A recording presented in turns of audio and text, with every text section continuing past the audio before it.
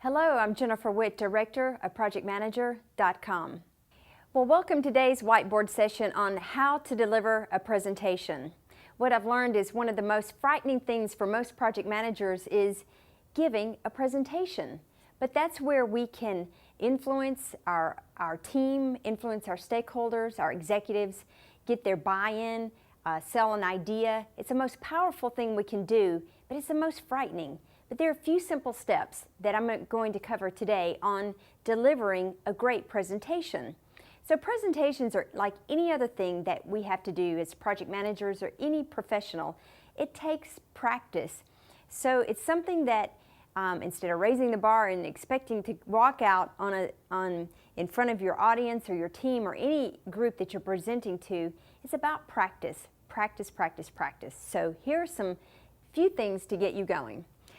There are three components of a presentation. There's actually the presentation, the preparation for the presentation, there is the presentation itself, and there's follow-up after the presentation. So let's break it down.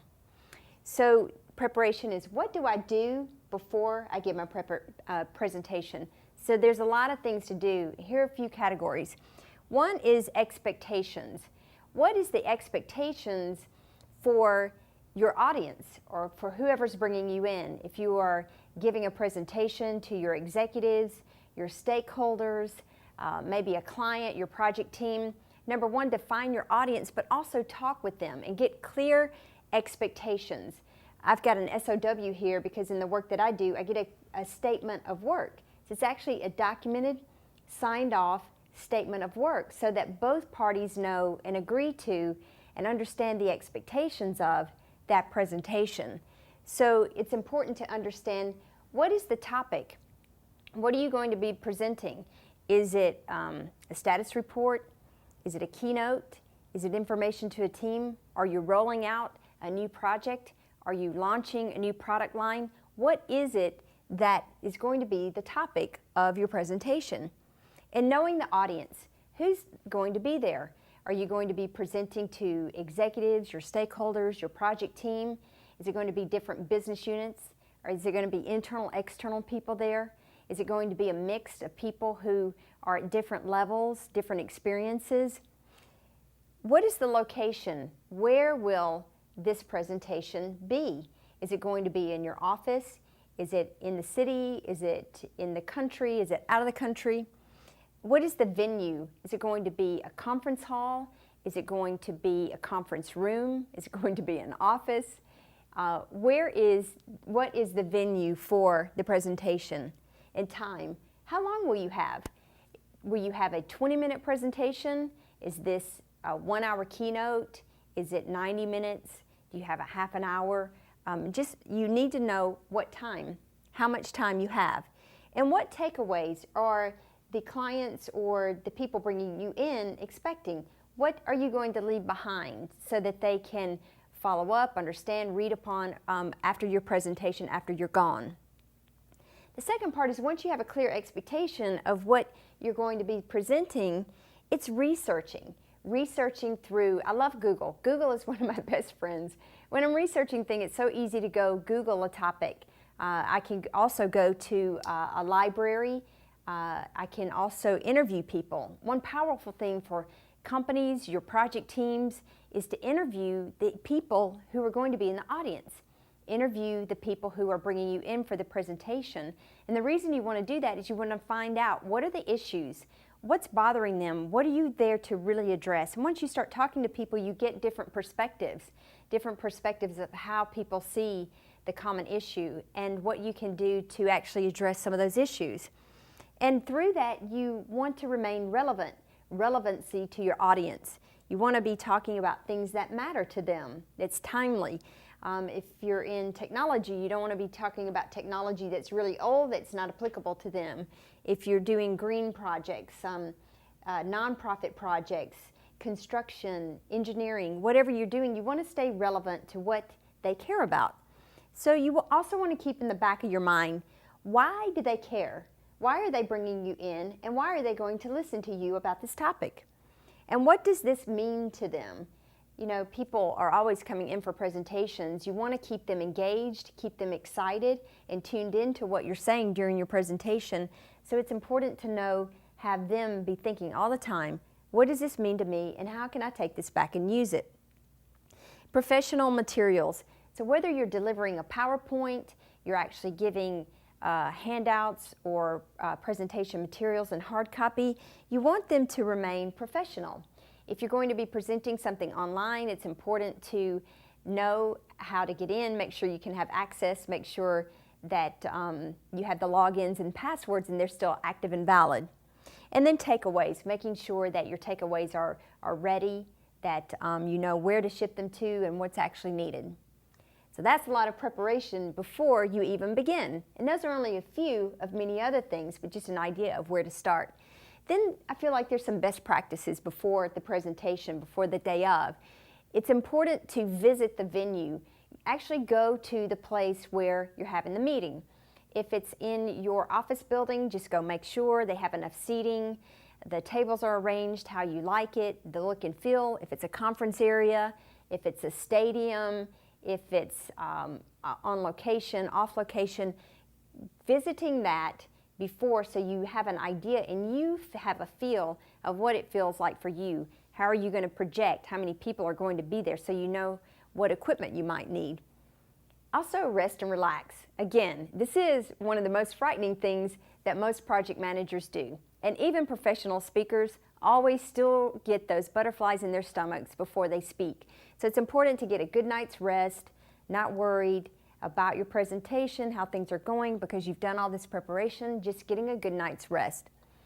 Also, equipment, making sure you have backups. I always have backups. I don't leave myself held hostage to someone else getting equipment, getting materials, having control over what I've got to step into, because what I've learned is you don't really know. If you do that, you don't really know. You may expect them to have a laptop or LCD or materials there, and you show up and whoever's supposed to have that done, maybe they're off or they don't really care. So I don't leave that, I don't leave myself open to those pitfalls.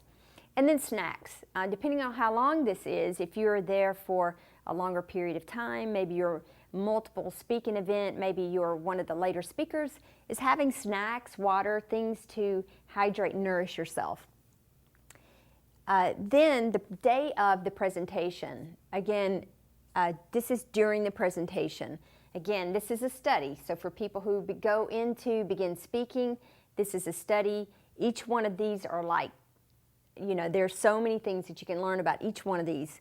So number one, arrive to the venue, set up and test early. So actually going on site the day of, you get there early, you make sure that the environment's there. I don't know how many times I've shown up and the power's out, equipment didn't show up, critical resources didn't show up.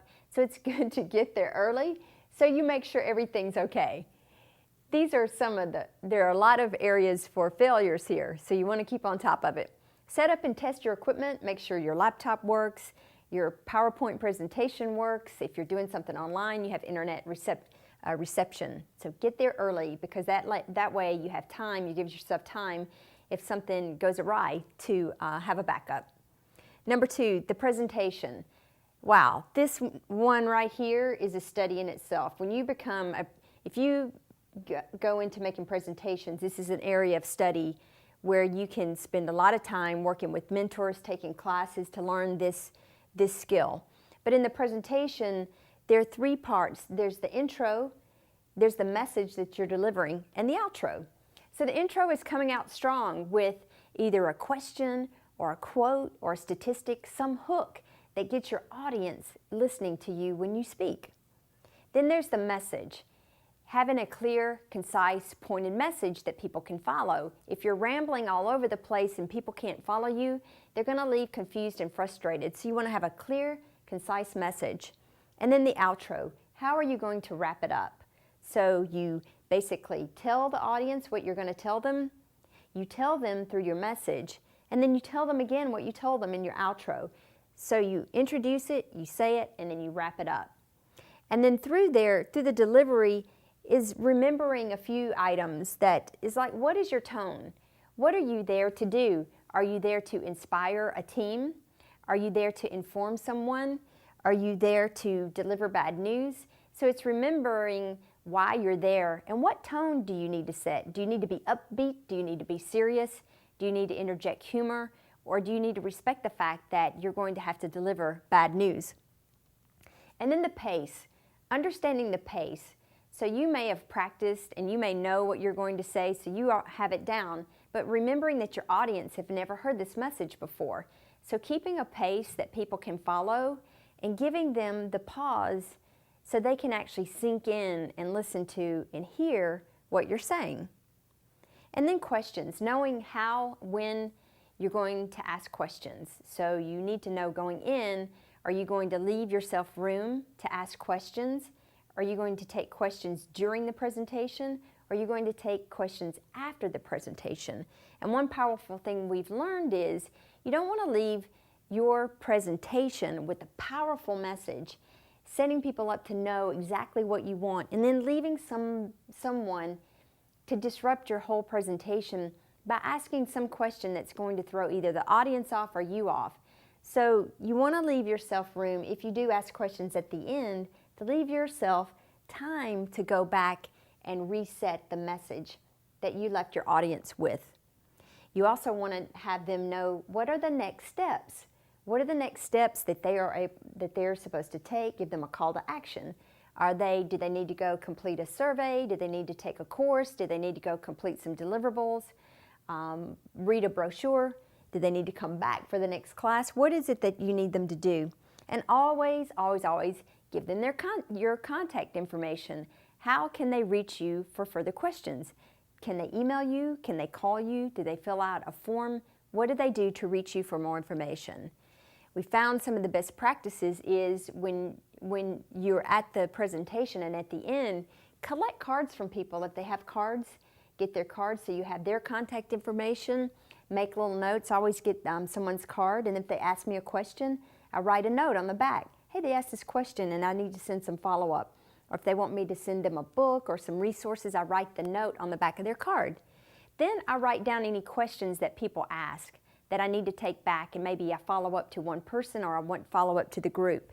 And then I also take any other notes that maybe I need to go back and adjust in my presentation or follow up some note to myself of something I need to do. And then there's the follow-up. So this is what happens after the presentation. Again, it's more study about this, but here are a few things that I like to do is send a thank you. And depending upon what's appropriate for your audience, again, depending on who they are and what it is that you had the presentation on, I like to send a little thank you. Thank you for attending my session. Thank you for attending this presentation or this course. Here are the things that we said. You asked this question and I found it was very interesting. Thank you for participating. Or you can do that through email or a note card. And if you committed to send any other additional takeaways, then send those promptly. Address any questions, again, if it's individual or group, do you answer those questions timely and promptly and send it to either the individual or the group, whoever you committed to. Follow up on next steps. So if you left these people with your audience with next steps, then follow up on the next steps. Maybe after a day or so, or a week, follow up and say, how's it going? I know you were going to read this article or take this course or take this survey. How is it going? I'd like to hear more. And then you schedule the next step. So after these steps are completed, it's always taking them through next steps. And if there are no other further next steps, then close it out. So close it out formally so everyone knows that it's closed. And then again, always providing your contact information. Again, this is a study. When you're giving presentations, it's on and on. So people who present, it's study. They're always learning. They're always growing. So there are different resources that I like to recommend.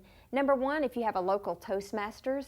Toastmasters are groups that give you tips, tools, and techniques on how to give better presentations.